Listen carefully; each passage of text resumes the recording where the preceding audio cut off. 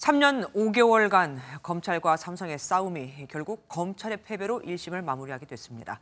법조팀 우종원 기자와 더 자세한 얘기 나눠보겠습니다. 어서 오십시오. 내용이 좀 복잡합니다. 일단 제일모직과 삼성물산 합병이 경영승계하고 무슨 관계가 있는 겁니까? 2015년에 합병 당시에 이재용 회장은 제일모직의 최대 주주였습니다. 반면에 이 삼성그룹의 가장 핵심 기업이라고 할 수 있죠. 삼성전자의 지분은 별로 가지고 있지 않았습니다. 예. 그렇기 때문에 이 삼성전자의 주식을 많이 보유한 게 삼성물산이었는데 이 제일모직과 삼성물산을 합병해서 삼성전자 지배권을 확보를 했다는 게 이 불법 승계 의혹의 시작이었습니다. 그런데 법원은 불법 승계가 아니다 이렇게 본 거 아닙니까? 네, 맞습니다. 이 삼성전자 지배권 강화를 통한 승계 목적은 맞다고 해도 이게 불법은 아니다. 이게 법원의 판단입니다. 네. 이 검찰은 삼성물산의 의사와 상관없이 이 회장과 미래전략실의 일방적인 합병 추진으로 당시에 삼성물산 주주들이 손해를 봤다고 주장했습니다. 반면에 법원은 삼성물산의 의사도 반영이 됐었고 경영권이 오히려 안정화되면서 물산 주주들도 얻은 이익이 있다고 판단했습니다.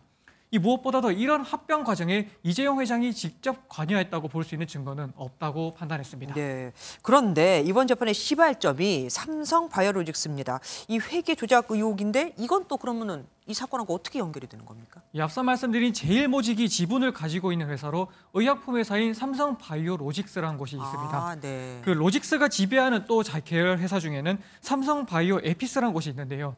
이 제일모직 삼성물산 합병과 같은 해 이 로직스가 갑자기 우리는 에피스에 대한 지배력이 없어졌다면서 회계 처리 방식을 바꿨습니다. 네. 그 결과 무슨 신제품 특수 같은 게 있었던 것도 아닌데 단순히 회계 처리만 바꾼 것만으로도 로직스 같은 경우에는 5조 원, 그리고 로직스 지분을 갖고 있던 제일모직은 3조 원이라는 순이익이 이 장부에 갑자기 기록이 됐습니다. 네. 이 합병 과정에서 제일모직 과대평가 논란이 불거지고 있었는데 이를 잠재우려고 실제로 제일모직 가치가 높았다 이렇게 보이게 만들려고 회계 조작을 했다는 게 검찰의 주장이었습니다. 그런데 법원은 이것도 문제가 아니다 이렇게 본 거 아닙니까? 네, 맞습니다. 실제로 지배관계가 바뀐 게 맞기 때문에 이 회계법인이 올바른 회계 처리를 찾은 거고 또 분식회계의 고의도 없었다고 보는 게 맞다 이렇게 판단했습니다. 그러면 이재용 삼성 회장의 사법 리스크는 이제 다 해소됐다 이렇게 봐도 되겠습니까? 이 재판에 4년 가까운 시간이 걸리긴 했지만 이제 1심 재판이 끝난 거기 때문에 아직 끝났다고 보기는 어려울 것 같습니다. 네. 조금 전에 이제 검찰은 판결을 면밀히 검토해서 항소 여부를 결정하겠다고 밝혔는데요. 이 검찰이 항소할 가능성이 크기 때문에 2심, 나아가서 대법원까지 이어질 가능성도 큽니다.